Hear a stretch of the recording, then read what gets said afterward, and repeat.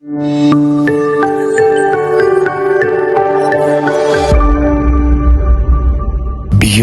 the newsroom, where untold story is revealed. Breaking news, amawulire gannaku tegasanyusa eri gwe wenna agenda maaso n'okubeera nga ogafuna ku kadde kano. Amawulire genfuna galaga nti munnamawulire omukenkufu era eyamala ebbanga eriwerako nga munnamawulire wa His Excellence Yoweri Kaguta Museveni Tamale Mirundi Senior agenze maaso n'okubeera ng'ava mu bulamu bw'ensi eno. Tamale Mirundi afudde ekiro kino kyennyini nnyini. Eddakiika mbale bubazi okuva Tamale Mirundi wasiriza omukka ogw'enkomerero. Byannaku kitalo nnyo nnyini ddala eri famire ya Tamale Mirundi Joseph Senior okubeera nga muviiriddwako taata, muganda wammwe, mwannyinammwe, mukwano gwammwe, mukwano gw'abangi. Tamale Mirundi abadde musanyusa wa buli muntu, ate nga Tamale Mirundi ye musajja aweereza eggwanga lye n'omutima gumu. Bwe tuba twogera ku bantu abali ku ludda lwa gavumenti nga tebabadde na buvuzibu eri bantu b'opposition, Tamale Mirundi y'omu ku bo. Jjukira nti Tamale Mirundi ono yali munnamawulire omukenkufu era y'omu ku abo bannamawulire mu prime time yaabwe abasinga okuwa His Excellence Yoweri Kaguta Museveni obuzibu. Nzijukira ebiseera ebyo ne musajja mukulu ono amanyikiddwako nga MP Wakila by then ng'akyali ku monitor, y'omu ku bannamawulire abaali basinga okubeerera ddala abazibu eri President Museveni mu ngeri gye bamusoyasoyamu ebibuuzo. Paka lwe yagonza Tamale Mirundi n'agenda mu maaso n'okubeera nga amwegattako n'amufuula omwogezi we era nga n'amufuulako n'okuba munnamawulire we.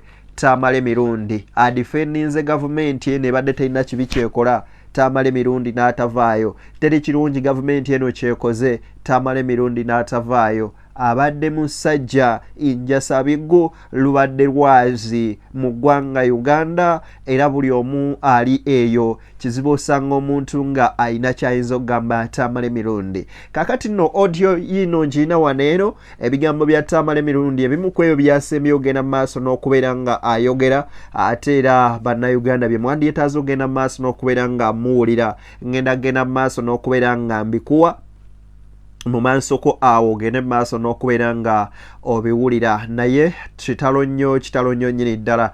Abamu nno ababadde mwerabidde Tamale Mirundi kuba sijja kukozesa kigambo nti ababadde tebamanyi Tamale Mirundi.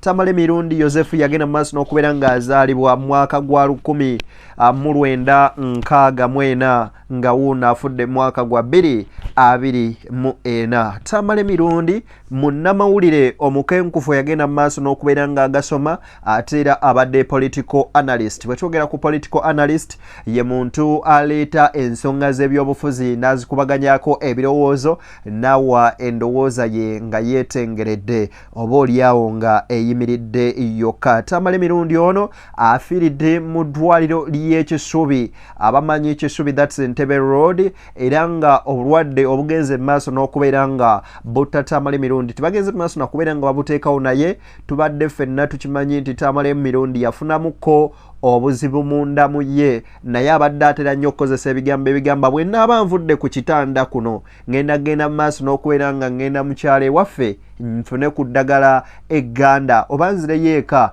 nfune ku ddagala egganda lyemba nkozesa, kubanga kyo kino abasawo baŋŋamba siri wa kuwona okuggyako nga nfunye eddagala egganda. Era banne bamugiregako nga bamugamba nti Tamale lwaki onywa nnyo amanda ago, ng'agamba mmwe bino temubimanyi temubitegeera, wabula inze bino byenkola eddagala eryaffe egganda lyeddagala erigenda maaso n'okubeera nga oba olyawo ligenda maaso n'okubeera nga ate lisuusa. Tamale mirundi y'omu ku abo bannamawulire abaavayo ne bayimirira ennyo naddala mu kubeera nga batumbula professional ya obwamawulire, era Tamale mirundi y'omu ku abo abantu abagenda maaso n'okubeera nga batandika political shows ezaali ez'enjawulo, era ono Tamale mirundi yagenda maaso n'okubeera nga awandiika n'obutabo obw'enjawulo obukwata ku by'obufuzi kw'oteeka eggwanga lyattu Uganda. Tamale mirundi Joseph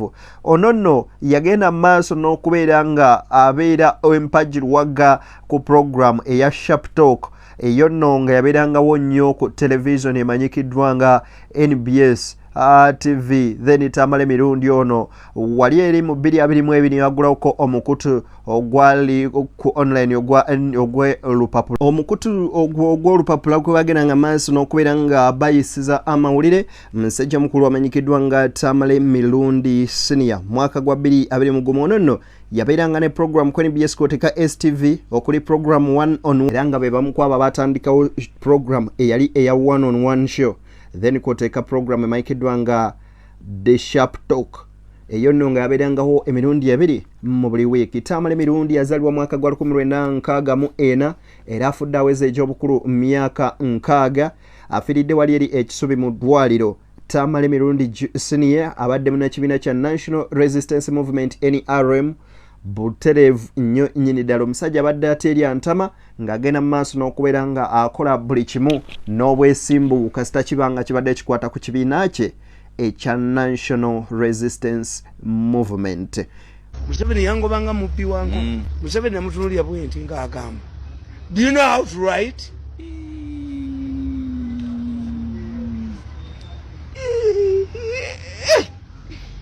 Ono nno abazadde be okuli Mole Namatovu kw'oteeka Yowaana mirundi.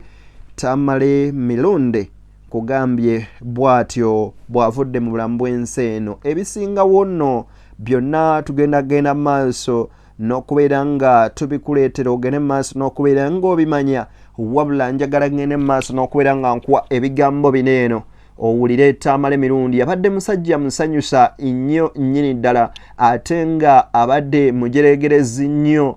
Ono nno kinajjukirwa nti Tamale mirundi abamu ku abo abasajja babadde bayimiriddewo ku NRM naye agenze mu maaso n'okubeera nga yegatta ku bantu abalinga nga ba Jjajja Ichuli Isma Alexis eyagenda mu maaso n'okubeera nga atuva ku maaso mwaka gwa 2023 gwe tukubye amabega ag'omulungi. Agenda mu maaso n'okubeera nga otugoberera ku mukutu guno.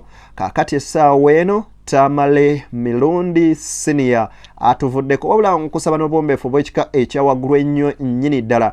Njagala owulirize ebigambo bino ojja tegeera okakase nti abantu oba oliawo enfa yaabwe baba bagitegedde. Kyekifuula omuntu omuzira wano be bamanyi according to what somebody which makes nalulungi. Mumanyi nti abayaaye bagenda ne balwanira mu mpaka z'abannalungi nti oli abadde abasinga. Alina faso beauty but bamubuuziza meya wa Kampala nga tamumanyi, ayogera Sematimba mu kifo kya Lukwago n'agwa.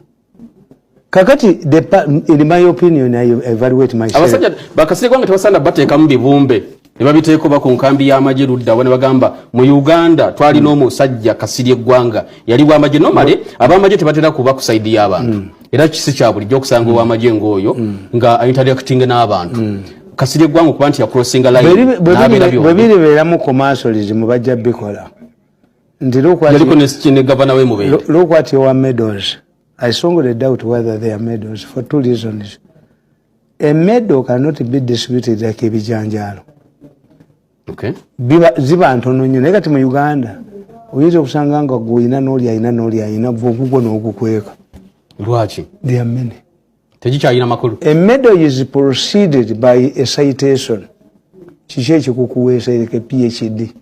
Oh. Somebody must come and make a citation. Hey, that's a medal. A medal we okuba tulina kye tuyita DSO, Distinguished Service Order, tulina kyetuyita emusamanyamini yabyonona the military cross yabeerangawo nga eyina ebigendo byayo.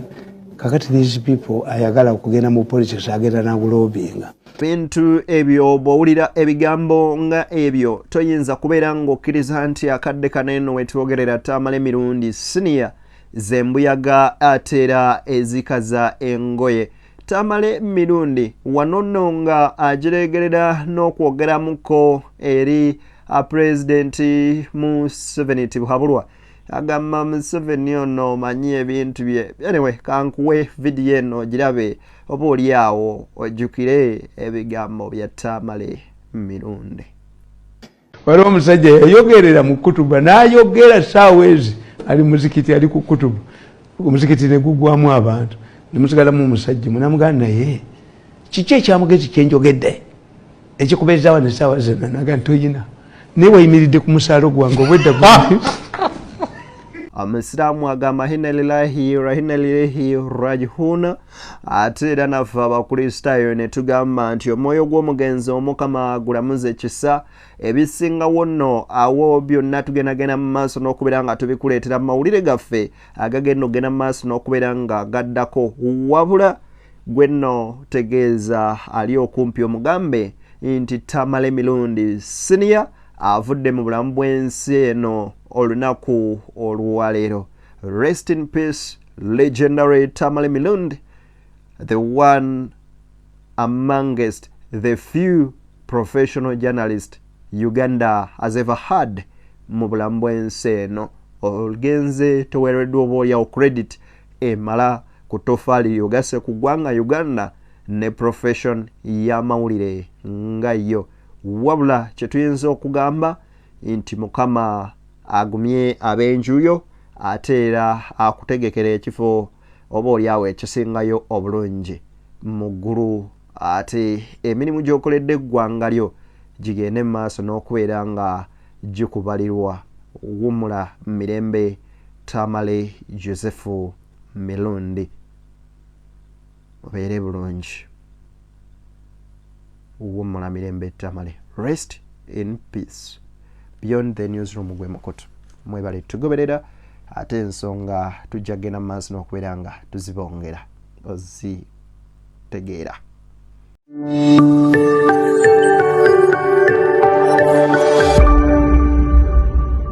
Beyond the newsroom, where untold story is revealed.